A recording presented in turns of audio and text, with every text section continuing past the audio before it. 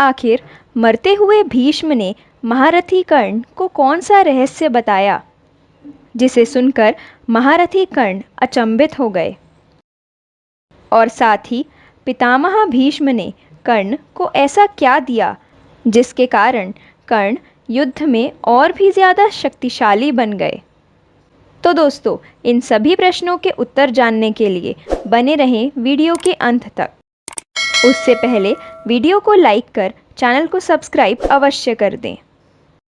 दोस्तों, यह बात उस समय की है जब अर्जुन शिखंडी की आड़ में आकर पितामह भीष्म को अपने बाणों से घायल कर रहे थे और उन्होंने भीष्म पितामह को बाणों की शरशैया पर सुला दिया था। उसके उपरांत जब यह बात कर्ण को पता चली तो वह रणभूमि में उतरने से पूर्व भीष्म पितामह से आज्ञा लेने पहुंचे। पितामह भीष्म को इस हालत में देखकर कर्ण की आंखों में आंसू आ गए और उन्होंने उन्हें प्रणाम करते हुए कहा, पितामह, मैं वही राधा पुत्र कर्ण हूँ जो सदा आपकी आंखों में गड़ा रहता था, जिसे आप सदा द्वेष दृष्टि से देखते थे। कर्ण की यह बात सुनकर पितामह भीष्म ने अपने एक हाथ से कर्ण को उसी प्रकार स्नेह आलिंगन किया जैसे एक पिता अपने पुत्र को गले से लगाता है। उसके बाद उन्होंने कर्ण से कहा, वत्स, तुम राधा के नहीं, कुंती और सूर्य के पुत्र हो। मैंने नारद जी से तुम्हारा परिचय प्राप्त किया था और तुम्हारे प्रति मेरे मन में द्वेष नहीं है। मैं सत्य कहता हूँ, मैं जब भी तुम्हें कठोर वचन बोल दिया करता था, उसका एक उद्देश्य था, मैं तुम्हारे उत्साह और तेज को नष्ट करना चाहता था, क्योंकि तुम राजा दुर्योधन के उकसाने से ही समस्त पांडवों पर बहुत बार हस्तक्षेप किया करते थे। तुम्हारे बल पर दुर्योधन अधर्म किया करता था। तुम्हारा पराक्रम समरभूमि में शत्रुओं के लिए असहनीय है। तुम ब्राह्मण भक्त, शूरवीर तथा दान में उत्तम निष्ठा रखने वाले हो। वीर मनुष्य, मैं तुम्हारे समान कोई नहीं।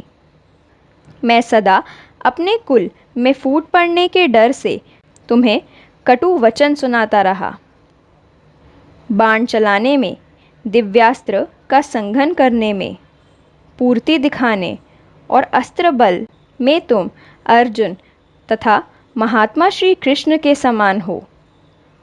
इसलिए पुत्र, अभी भी समय है, तुम अधर्म का साथ छोड़कर अपने सगे भाइयों के पक्ष से युद्ध करो।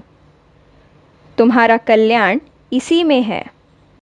इस पर कर्ण कहते हैं, पितामह, आप जो कुछ भी कह रहे हो उसे मैं जानता हूँ। यह सब ठीक है, इसमें कोई भी संशय नहीं है। मैं वास्तव में कुंती का ही पुत्र हूँ और मैं सूत पुत्र नहीं हूँ, परंतु माता कुंती ने मुझे तो जल में बहा दिया था।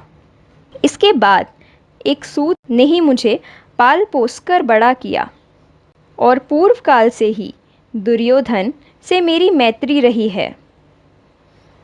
दुर्योधन से मैंने ये प्रतिज्ञा कर ली है कि मैं उसके हर कार्य में उसका पूरा साथ दूंगा। पांडव तथा भगवान श्री कृष्ण को मैं सब प्रकार से जानता हूँ। वे दूसरे पुरुषों के लिए सर्वदा अजयी हैं। फिर भी मैं उनसे युद्ध करने का उत्साह रखता हूँ और मेरे मन में यह भी विश्वास है कि मैं इस युद्ध में पांडवों को जीत लूँगा। अर्थात मेरा विचार ये है कि मैं आपकी आज्ञा लेकर युद्ध करूं तथा आप मुझे इसके लिए आज्ञा देने की कृपा करें। इस पर भीष्म ने कहा, कर्ण, यदि ये भयंकर बैर तुमसे अभी भी छोड़ा नहीं जा सकता तो मैं तुम्हें आशीर्वाद देता हूँ कि तुम स्वर्ग प्राप्ति की इच्छा से युद्ध करो तथा तुम्हें वीरगति के बाद स्वर्ग की प्राप्ति हो। इसके बाद कर्ण कहते हैं कि आपके इस आशीर्वाद को पाकर मैं और भी शक्तिशाली बन गया हूँ, इसमें कोई संशय नहीं है। मेरा युद्ध सिर्फ अर्जुन से नहीं, स्वयं भगवान श्री कृष्ण से भी है।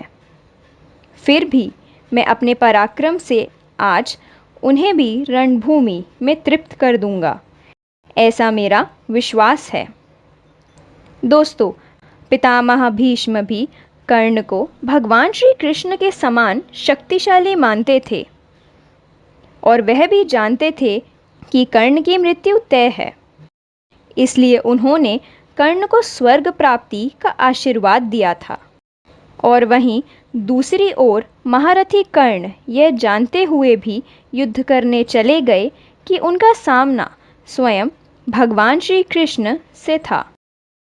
तो दोस्तों, भीष्म पितामह के बीच होने वाले इस संवाद के बारे में आपके क्या विचार हैं? कमेंट करके ज़रूर बताइएगा। साथ ही अगर आपको वीडियो अच्छी लगी हो तो वीडियो को लाइक कर अपने दोस्तों के साथ शेयर करें, ताकि और लोगों को भी इस प्रसंग के बारे में पता चल सके। साथ ही चैनल को सब्सक्राइब कर बेल आइकन को प्रेस करना ना भूलें, ताकि ऐसी नई वीडियोस के नोटिफिकेशन सबसे पहले आप तक पहुंचे। तो जल्द ही मिलते हैं ऐसी ही एक और नई वीडियो के साथ। तब तक अपना ध्यान रखें। जय श्री कृष्णा।